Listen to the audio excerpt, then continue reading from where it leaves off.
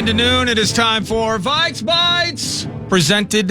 Well, before I get to Thousand Hills, I do want to say this. PA mentioned it earlier in the show, and during the final hour, I've already received several. I'd love some more, because we are doing talkbacks of the day with the free iHeartRadio app, the Miller Lite Vikings Draft Party. It's 2 weeks from tomorrow, and you can get your tickets now, and you can do that at Vikings.com/draft party. But by tuning into the fan like you're doing now and maybe participating with the talkback, you can have a chance to win a couple of pairs, win a couple of tickets to the draft party. And all you got to do is hit the free iHeartRadio app, hit that microphone, give us up to your best 30 seconds, and fire away. And we're going to play them, and we'll pick one, and somebody's going to get a pair of tickets to the draft party. So looking forward to that. Send them in now. But Vikes Bites is presented by Thousand Hills Lifetime Grazed grass-fed beef, and you can go to thousandhillslifetimegrazed.com to learn more about what they do, or you can find Thousand Hills at your local food co-op in Coburn's. So check out those spots as well. Thank you, Thousand Hills. I'm going to start here, whether it's the conversation from the former GM floating the idea of Justin Jefferson going elsewhere via trade, or got to trade up to get a QB. A lot of conversation not only about the pass catcher, but also those that are potentially throwing him said passes in 2024 and beyond. I found this from YouTube, and Kevin Hart, comedian Kevin Hart, has a video podcast. It's an event. Wow. Frankly, I'm not sure exactly what the totality of it is, but it's called Cold as Balls. Jeez. And well, because he just signed on with ESPN to do one like NBA Plugged or something like that. So, yeah, and he's doing all sorts of different things, but I found this YouTube video. He interviews people and has fun with it, and it's jokes, and I think there's an audience as well. And they get in cold tubs. And he had Justin Jefferson on, and you can find it on YouTube. Just search Justin Jefferson, Kevin Hart, and I'm sure the video will pop up. Here he is talking about his former teammates, his former college buddies, Jamar Chase and Joe Burrow. You played with Joe Burrow, you played with Jamar Chase. I want to know about the dynamic at LSU. Like, was there a moment there where you guys knew our future's bright? Oh, for sure. Of course, me and Jamar are always confident in ourselves to go out there and kill anybody that steps in front of us. So Joe was tremendous, man. Just his ability to move in the pocket, his ability to look downfield and make some accurate throws. We knew once we stepped foot on that league field, it was going to be something crazy. Was there ever a clash of the egos, of personalities, or was it always something that was in sync in the line? It was a good clash. Okay. And we always want the best for each other, but also we want to be better than, one another. Yeah. So it was always a competitive thing, but I loved it. I loved it being at LSU with him. He's my brother, so it's something that's going to last forever. Him then going and getting to the National Football League and him getting to play with Joe. Yeah. You with the Vikings. Was there a little bit of jealousy that they get to keep their thing together? Just a little tad. I love them together. I love the chemistry that they have with each other. But, there's definitely some jealousy on that side. Yeah, he doesn't want to be here. But the first question, where it's, how did everybody get along with that LSU team? And was there ever any friction? It would have been so cool if Justin had been like, well, yeah, we just got sick of hearing Terrace Marshall Jr. saying he needed more reps. It's like, what? The KJ Osborne of LSU fame. There's no doubt about that. And by the way, you should watch this. It's like 11 or 12 minutes long. JJ's fantastic, and he's even roasting Kevin Hart a couple of different times throughout the interview. But jealousy, in some ways, pining for that type of opportunity that Jamar Chase and Joe Burrow have down there in Cincinnati. It just adds more fuel to the fire, PA, in terms of, well, what does JJ want? Yeah. What's going on with JJ? That sort of thing. But I just found it to be Justin Jefferson being super genuine and having fun with a cool opportunity with Kevin Hart. Yeah, the bit sounded cool. And I like how, at least with that part, how Kevin constructed his questions, because Kevin Hart is going to get better or the same answers from these superstars as pretty much everybody else in the media, but they're just going to bring it a different way. Yeah. And maybe even more so from the heart, and you could kind of hear that in Justin's voice. Well, I mean, ever since Spielman-gate 2024 and like all that stuff came out, we've been talking about it a fair amount, and some of the ancillary.coms, who listen intently to 9 to noon have picked up on some things that I've said and have characterized it actually accurately, with the exception of when I talk about Justin and I go down the road of pondering a trade for Justin Jefferson, like even a couple of Thursdays from now. The thing that I hope listeners don't miss or leave out, like some of the secondary variety. Yep, the aggregate. Well, of the aggregate or the secondary variety or third dairy variety, but I understand.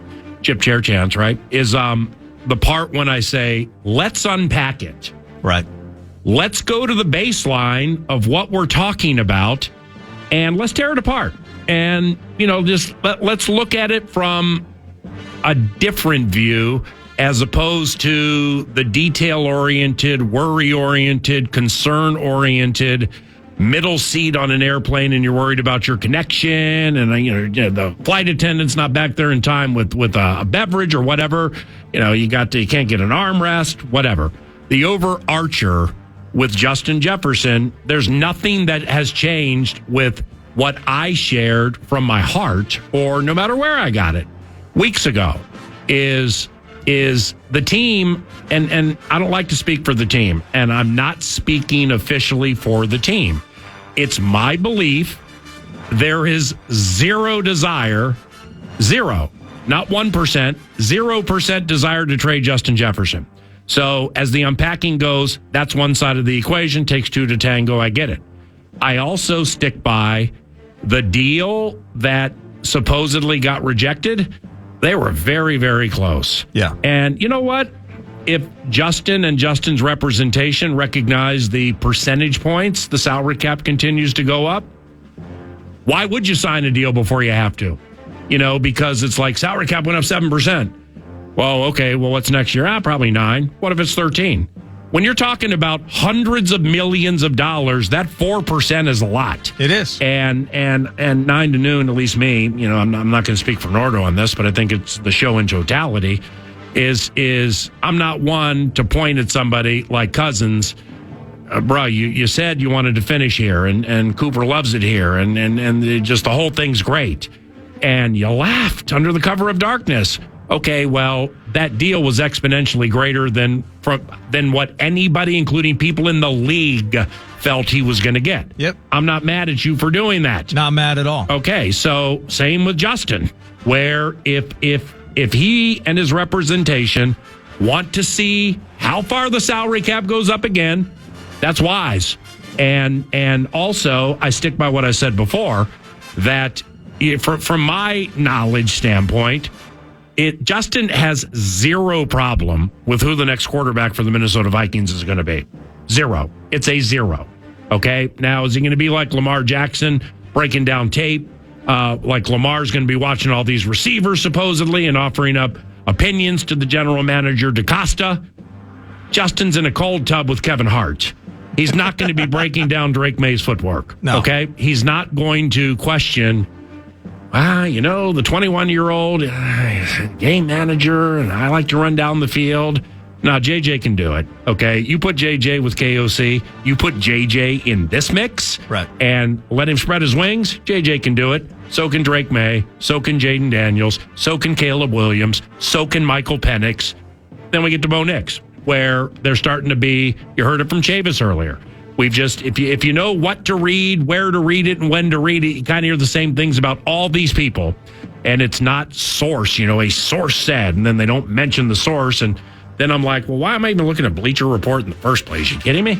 It's my fault for looking at it. Or that's just an example, but like a website like that. And, it's Justin. I think there was a story or a report or something that, Justin will have an opinion on the quarterback or they're going to include him in the equation or something like that.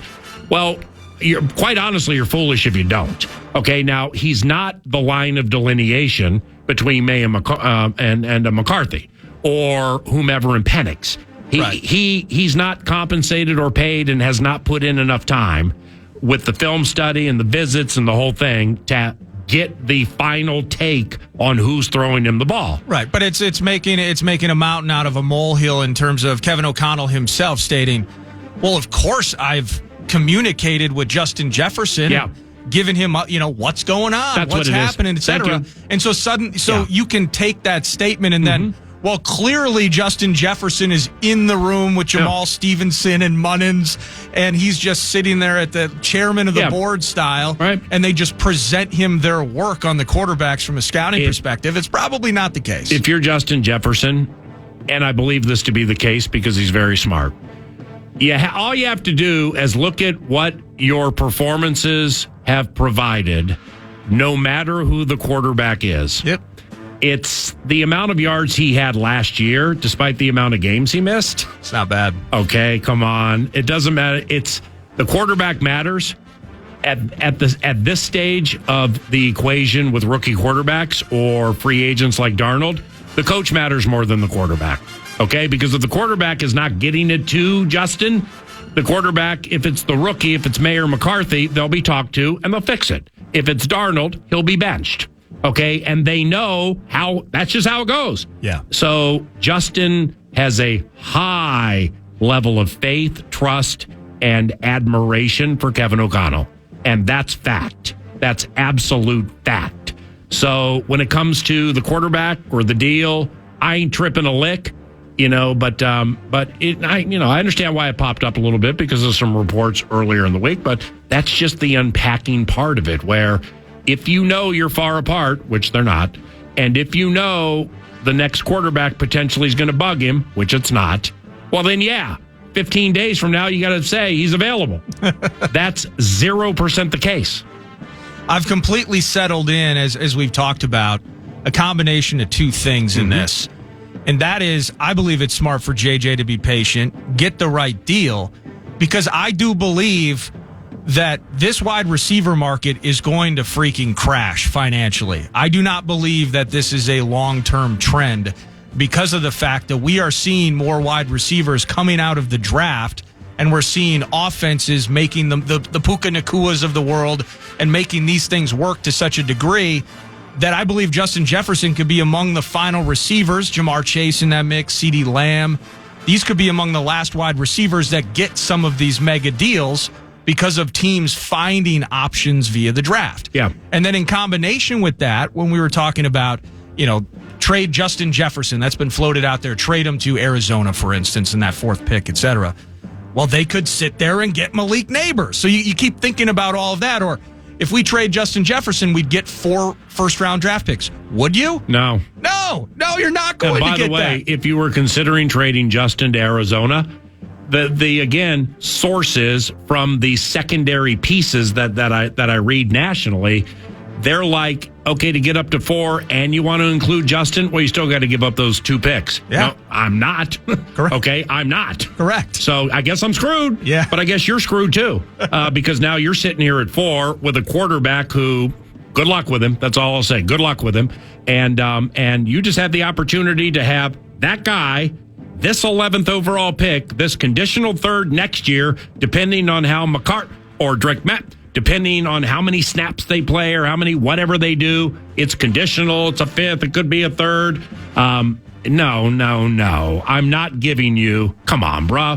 We got 35 seconds left on the clock here, and you're stalling because I know you got the anti-Vike on the other line, and he's willing to not only give a family member and just have him live there and work for you, but he's also has Patrick Surtain II. So, no, we're not giving 11 and 23 and Justin for 4. You out of your mind? Woo! Vikes Bites, presented by Thousand Hills. The Jaden Daniels, this kind of popped that. The Vikings have met with May and McCarthy and Penix. Oh, you couldn't believe the entourage. It's like the old Mankato training camp days, the amount of stuff that they brought to meet with Michael Penix Jr. Yeah, they didn't. That's why I put it in the 16 for 16 yesterday. Yeah, they were there to see Penix. They were there to see others. Yeah. And no, it's fact. I mean, that's why that's why as many went. They have a receiver whose name I can't remember, which is always convenient draft season. It's not the Onuse, the Rome, whatever bit, and it's also not the second guy. All right? It's the one when Penix got there, somebody blew up and had 1,100 yards and a bunch of TDs. And then, what's the best receiver for Washington's name? Romadunze? Yeah. Okay, well, it was his turn last year. And another cat. Well, somebody got left in the wake of a keen turn of superstar speed. Ooh. Just remember that. So there were some there for that. They got an offensive lineman who... Yeah, Fatanu. They got an offensive lineman who's short, and he's described as having short arms. And every time I hear that, it reminds me of a troll living underneath a bridge, hanging out with Billy Goat Gruff. When they do make it sound sometimes like he's freaking T-Rex out there. Like it's just arms at tackle, arm length at tackle. I got a high level of respect for. Certainly matters. It really, really matters because then your elbows get out farther when you're in your stance. But this cat you just mentioned, what about playing guard? What about rough and tumble guard? Is he interested? I don't care. I took him. He got paid. We're a team. So, those are Penix, a topic. Yeah, absolutely. I'm getting too many of the right people in my life. Chavis is the newest. Lieber was last week. Some people at the Combine. I'm hearing so many of the right things about Michael Penix Jr., and it always comes back to what about the injuries? What about, it's all of that, yeah. That matters. I'm not going to live life scared, and those drafting should not live life scared. If you like him, and if you love him, and maybe you think he's on par with some of the ones who are going to go in the top 4. Wow, that's a conundrum. Well, it is a conundrum. And I'm not mock draft guy. I never look at them because they influence my thought too much with like who so-and-so has here and there and everything.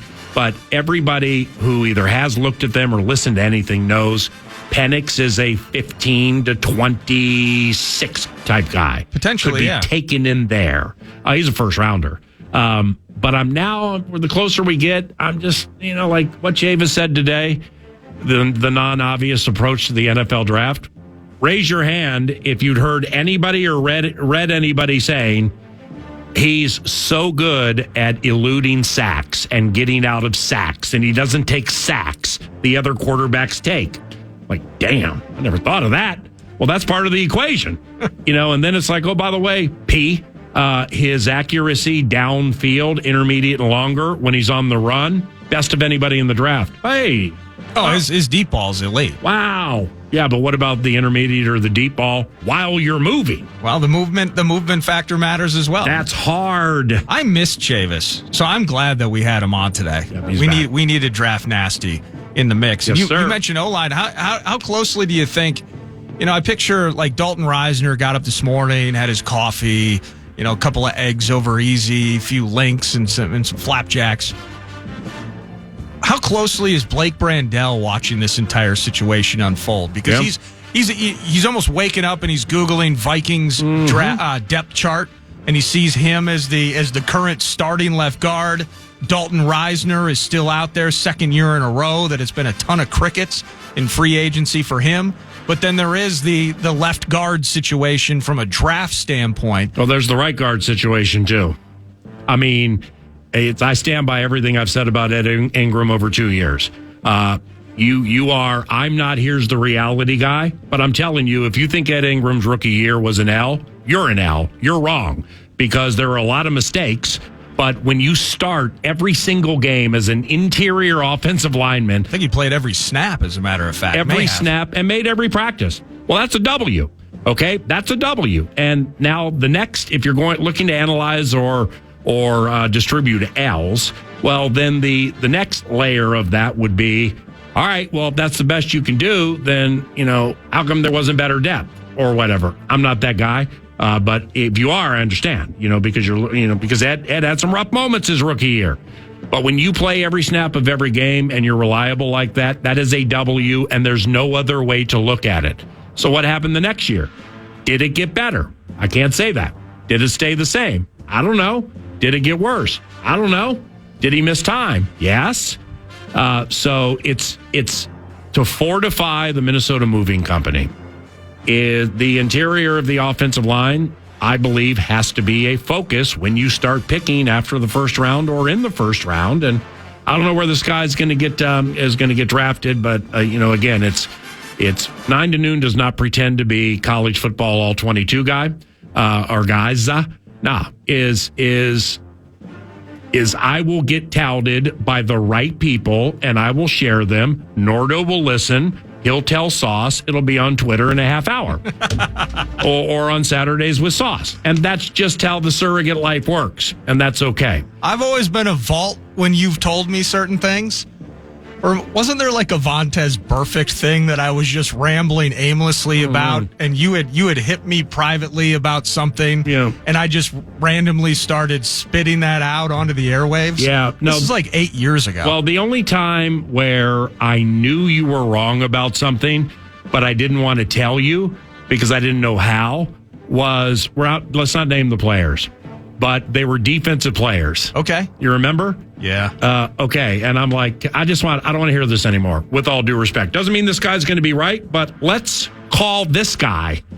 Hey, so-and-so. Oh, you got him on the freaking phone. You're on speaker. The producer's here. You know my level of trust is good. All right, what do you got? What do you think of this guy? 4 minutes later. Boo! Well, what about this guy? 4 minutes later. Oh, I was so proud of those two guys. I'm like, they're an absolute fit. They're going to be underrated studs. Yep. And you're right. And when 4 minutes. When somebody puts work in, formulates opinions, I love that. That's what makes this fun. And if you're wrong, that's fine. And if you're right, that's fine. And he was dead on about those players. I've done it a million times. But he was dead on. Yeah, I mean, we're now 4 years into it, and neither one can play. That's correct. So, but see, what you were doing is it's part of the learning and the vulnerability that you have or is transpiring in your life.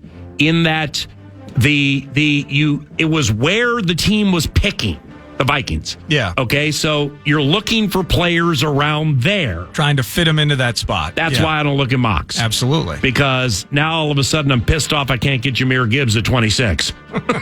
You know what I mean? So I just can't look at mock drafts. And if you like them, that's great. That's fun. But it influences what I'm thinking too much, as opposed to a bird singing or an eagle landing and then just sharing it like this. I have too many people in my life who know what they're talking about and matter, elevating my opinion of Michael Penix Jr., which is fine. If he's the quarterback here, excellent. I hope to win a Super Bowl with him. But that wasn't the case last week. No, it was not. That's it for Vikes Bites, brought to you by Thousand Hills. We're going to pause. Yeah, I'm going to pause for the calls. I'm going to play some talkbacks. Yeah. We're going to pick a talkback winner. Yeah. But then I got a special guest. Oh, we have the Vox? Yeah, around 11:40, 11:42. Get the old Mile, Get High City. Mr. Horton has agreed to join us on the fly. Final segment. Let's talk back and let's text and talk back more than people know. It's what we do on KFAN.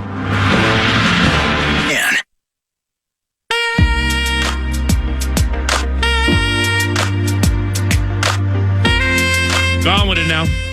Talkback's free iHeartRadio app. Yep. Hit that microphone. Give us your best 30 seconds. We're going to start here. Let's listen. What's up, Nordo and PA? This JJ disgruntled talk is killing me. It doesn't make sense. What makes sense to me is human nature saying, okay, I'm the best receiver in the NFL. I'm going to wait to sign until CeeDee Lamb signs his and Jamar Chase signs his, so that I could be the highest paid wide receiver because I am better than either of those two receivers. That's it. Wait for them to sign. JJ's going to sign. It's that simple. Well, that's an excellent talk back.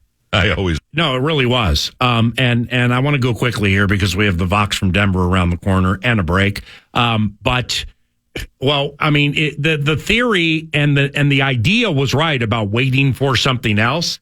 But, I mean, perhaps he's waiting for Darnell Mooney to set the market. I always love that one. You also can be the forefront of the market, and you can set it. So, yeah, it's not everything. It's a lot of what you said, specifically with CeeDee Lamb, but also the salary cap increases. The increase to the cap, that plays into it, too. Excellent talk back there, my brother. All right, how about this one here? Hey, Tyler from Fargo here. I got a talk back for you. How about the Vikings trade up, get Drake May? I can see PA in the booth right now. May drops back, fakes it to Aaron Jones, looks right, back left, lets it loose, pass is caught! JJ, touchdown! We're headed to the Big Easy! Sounds pretty good, doesn't it? Love the show, guys. Thank you, Fargo. I'd take it because I love Drake May. What's next? PA and Nordo, what's up? This is Nick from Two Harbors. Hey, my draft take is that the easy and low-hanging fruit is the Vikings and Bears are picking quarterbacks this year, but what I don't hear a lot of talk about is how it impacts the NFC. We have Goff in Detroit, Love in Green Bay, Minnesota, and Chicago selecting 2 franchise quarterbacks coming in fresh and ready to roll. Our division is about to become the most dominant in the league, setting up the table for all 4 teams making postseason play. That's awesome. I mean, well, he's right because Goff is not only underappreciated, but he's quite good. Love is good and getting better. And then the franchise pieces. Heck yeah. I love that. Which one do you think should win? Well, I'm going to, I set it up. The one from Nick and Two Harbors. Two Harbors, you say? Your city is terrible. Congratulations. Let's chat with the Wolves Vox Alan Horton next.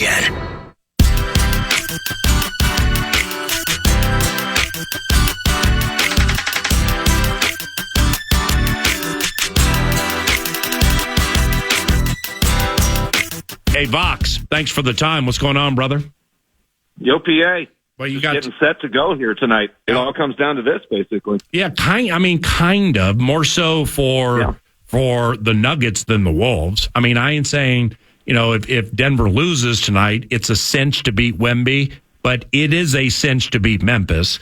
And then now we got DeJounte here on Friday and the Suns on Sunday, and who knows what that situation is going to be after what you called last Friday night. I mean, I had a previous commitment, so I couldn't watch the game. I was sour, too, that I missed the game because of the big 3 playing for Phoenix. And then I looked at the score, and I'm like, damn, man, we got 87 points through 3 quarters against the Suns. Oh, no, that's the final. Yeah. What the hell happened there? Yeah. And so, anyway, it's that game you have tonight in the Mile Get High City at Ball Arena. Wow, Vox, what a cool game you're going to be calling at 9 o'clock on KFAN. Yeah, it's going to be a lot of fun. It's kind of reminiscent of the end of the 17-18 season when it was Game 82 at Target Center for the winner of Nuggets Wolves went to the playoffs in one of those rare end of season. There was no other scenario. It was win and you go to the playoffs, loser goes home. And I think that game of PA, not to get off track, but that kind of spurred, I think, the NBA to try to create the play-in because they loved the excitement of that final regular season game. And so the Wolves and Nuggets had a hand in that, I think, back in the end of the 17-18 season. But, yeah, I mean, the 2 teams are tied right now. After this, you mentioned 2 games to go for both teams. It's funny to hear the comments, too. Ant was like, yep, we know what's at stake. It's a big-time game. Nikola Jokic, after the game in Utah last night after their win, he's like, hey, no big deal, where it's 1 of 82. He's kind of downplaying it. And I think the Wolves know how big this is. I think they really want this. And I think the Nuggets do too. They just go about it a little differently, especially when Jokic is involved. Oh, and thanks for the solid last night. I take a class in Lakeville every Tuesday night. So when I was driving back, of course, I was listening to the Timberwolves channel on the iHeartRadio app, and there you are. And so I'm listening to it for about 25 minutes. And a name that I keep, Avija or whatever. You said it the right. How do you say that guy's name? Oh, Avdia. Avdia. It's Avdia. Who knows? No, it doesn't look like Avdia. So thank you for the solid on that. But how about last night? I mean, you're losing to one of the worst, most embarrassing teams in the NBA for more than well, they are with how the whole pool thing.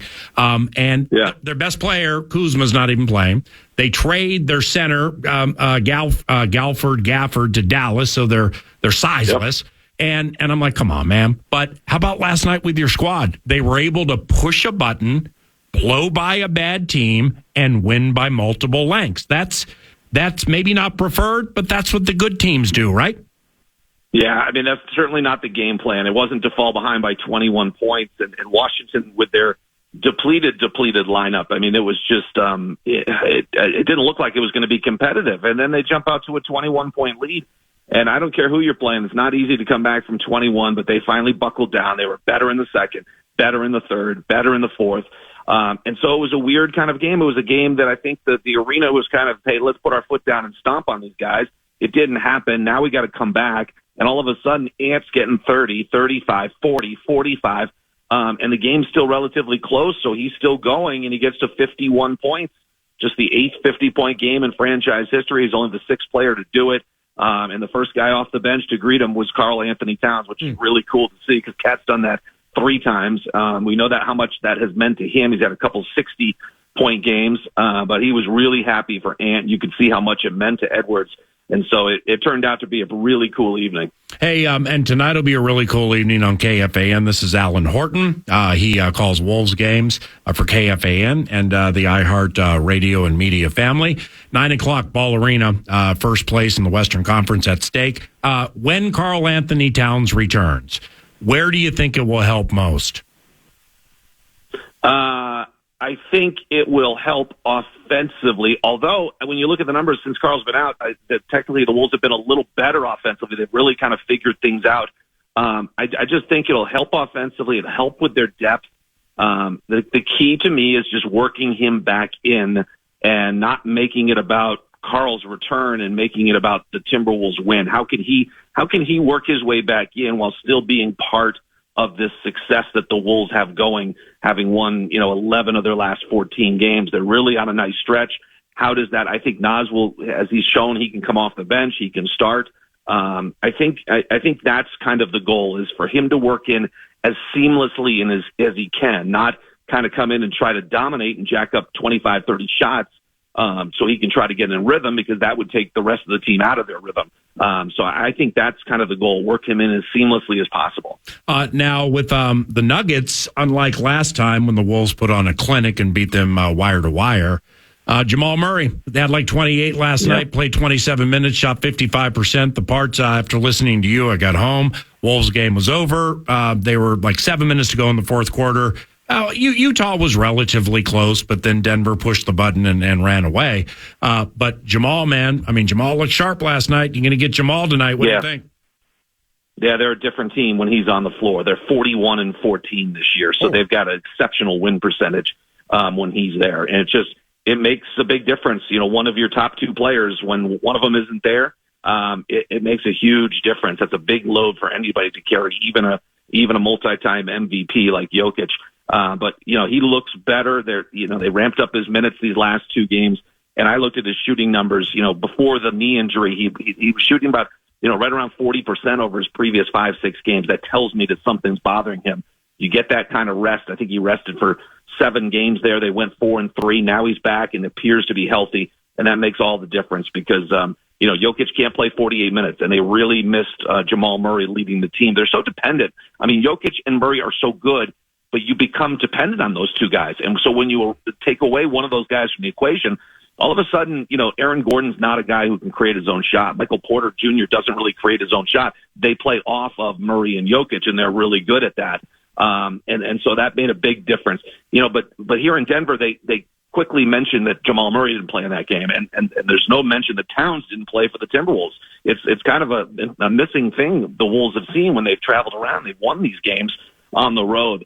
And then the Lakers, we were without LeBron and AD for most of the game. And you're like, hey, we're missing an all-NBA player right here as well that doesn't get mentioned. So Towns will not play tonight, but it's going to be exciting to kind of get him back. And hopefully you'd love a little bit more of a runway to get him back, maybe a week or so of 5 or 6 games. But that's just not going to be the case. The good news is the Wolves get a week off starting on Sunday. It's going to be weird not being in the play-in after a couple of years and now be one of those teams that sits and waits and gets healthy and rested up and gets some practice time in. Because I tell you what, PA, the last 2 years, that play-in comes quick. Yeah. You're facing a new opponent. It is nonstop. And then all of a sudden you jump right to a 7-game series against opponent. And I think you do. It takes a lot out of you to get to that point. Meanwhile, that other team has been sitting resting for a week. Alan, you're awesome. Thanks for riding home with me last night, metaphorically speaking. We'll be listening tonight. Thanks for the time on short notice. Can't wait to do it again soon, okay?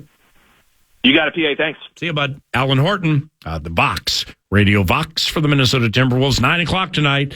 The Wolves and the Nuggets tied for supremacy in the Western Conference. And those entities meet in the Mile Get High City this evening. And really nothing has to give. Backs are against the wall, and A games are required. Okay. So listen to Alan tonight. Thank you very much for listening to 9 to noon today. Yours truly is at Twin Cities Orthopedics Performance Center tomorrow, and General Manager Kwesi Adolfo-Mensah joins the show. Here comes Norda with a wrap on the show. Bye now. Thanks to Casey's for bringing you the 9 to noon show wraps. Get into a Casey's today. Love you. So we're stretching and doing extra calisthenics, extending takes and opinions on Michael Penix. We always appreciate some late draft steam. Wouldn't mind if the Husky ended Thursday on our team. But at which pick?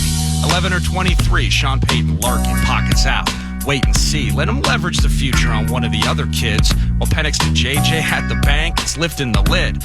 Now the record stops for the draft party crowd. No trade up, the din of groans and boos are getting loud, like your gal getting turned away at the gate for bringing her large purse. Rube's let down if pick 11's Jared Verse. And tomorrow, heading to TCO, Kwesi joins us to tell us everything he knows. Or maybe like the Wolves tonight, we feast on small crumbs. Draft addicts, we're chewing our lips and twiddling thumbs. Thank you, Minneapolis. Thank you, East Grand Forks. Thank you, St. Cloud. Podcast today's Paul Allen Show, or listen back to previous show and interviews by going to the iHeartRadio app or KFAN.com.